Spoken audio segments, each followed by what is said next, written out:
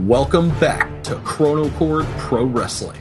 I am C-Dub, here with part 2 of the history of the WWE Championship. Be sure to check out part 1 if you have not already, and subscribe to Chronocord Media for all of our great content. December 1st, 1973. Reigning Worldwide Wrestling Federation champion Pedro Morales is defeated for the title by Stan Stasiak in Philadelphia. At around 17 minutes into the match, Morales suplexed Stasiak, and both men's shoulders were pinned to the mat, with Stasiak getting his shoulder up just in time before referee Barney Solomon counted 3. It was poetic justice for Morales, who won the title in a similar fashion by defeating reigning champion Ivan Koloff.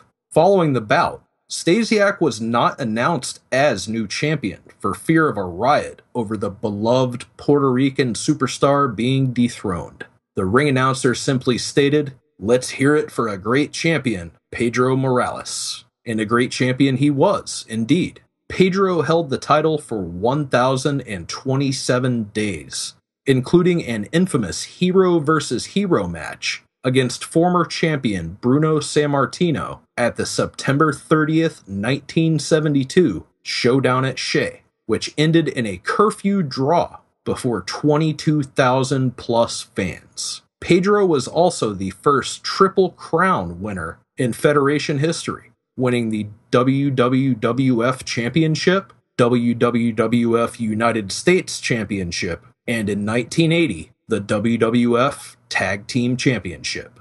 Stan Stasiak was announced as new WWF champion at the December 4th and 5th television tapings, which aired on December 8th.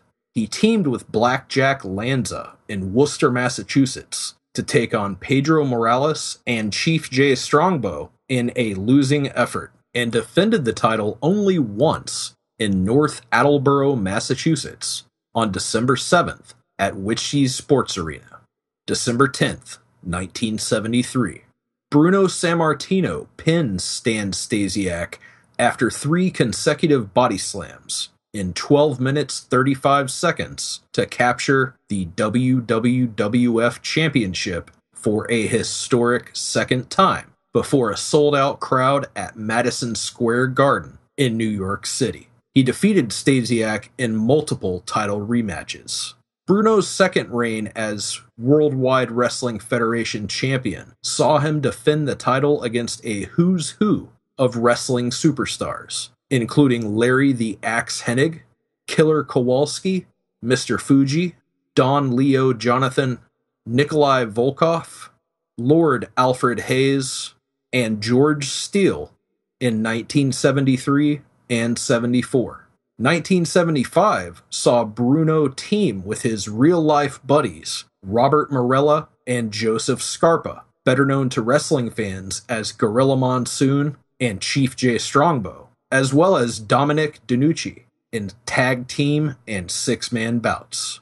He defended his championship against the best the Worldwide Wrestling Federation had to offer: Professor Toru Tanaka, Strong Kobayashi, Baron Mikkel Cicluna, Bobby Duncombe, Johnny and Jimmy the Valiants, Butcher Vachon, Spiros Arion, the Wolfman, Waldo Von Erich, Blackjack Mulligan, Lou Albano, former WWF champion Ivan Koloff, Bugsy McGraw, Dick Murdoch, superstar Billy Graham, and to close out 1975, Big Cat Ernie Ladd. New challengers to the title in 1976 included Ox Baker, Brute Bernard, and Stan Hansen. Hansen faced Bruno at Madison Square Garden on April 26, 1976, televised live on HBO with Vince McMahon on commentary. He defeated Bruno via referee's decision when the match was stopped due to blood. Hansen had loaded his elbow pad with a foreign object prior to hitting Sammartino with his signature lariat clothesline finishing move. Bruno sustained a broken neck during the bout from being dropped on his head during a body slam.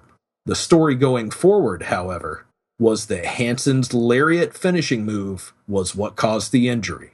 Bruno remained champion during his 2 months out of the ring, healing from his injury, returning to defeat Stan Hansen in Flushing, New York, at the world-famous Shea Stadium on June 25, 1976, before 32,000 fans. The bout was shown at closed-circuit locations, alongside Andre the Giant versus the Bayonne Bleeder Chuck Wepner in a wrestler versus boxer match, as well as a second wrestler versus boxer match, live from Tokyo.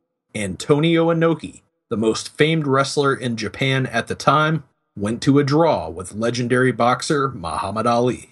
Bruno resumed his title defenses throughout 1976, facing Worldwide Wrestling Federation Tag Team Champions, the Executioners No. 1 and 2, who were actually Killer Kowalski and Big John Studd under masks. Other new contenders for the Worldwide Wrestling Federation Championship included Bruiser Brody, tag team partner of Stan Hansen.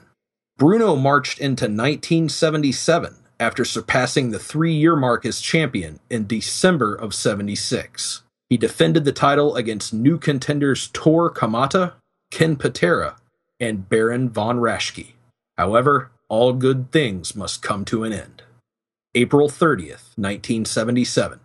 Superstar Billy Graham pins Bruno Sammartino for the Worldwide Wrestling Federation Championship after putting his feet on the ropes for leverage at the Civic Center in Baltimore, Maryland. Graham, along with his manager the Grand Wizard, would run roughshod over the Federation for nearly 300 days as champion, defeating contenders Dick the Bruiser, Tony Garea, Chief Jay Strongbow, Gorilla Monsoon, Larry Zbyszko, Bob Backlund, former champion Bruno Sammartino, Haystacks Calhoun, Bob Sergeant Slaughter, Ivan Putski, Bobo Brazil, Steve Kern, Jack Briscoe, Jimmy Valiant, High Chief Peter Maivia, Soulman Rocky Johnson, Dusty Rhodes, former champion Pedro Morales, Mexican Lucha Libre star Mil Mascaras, NWA champion Harley Race, Ricky Choshu, and Edouard Carpentier. Though Graham was champion, he often lost matches and retained his title through technicalities. His loud personality and flamboyance in interviews made crowds love to hate the superstar.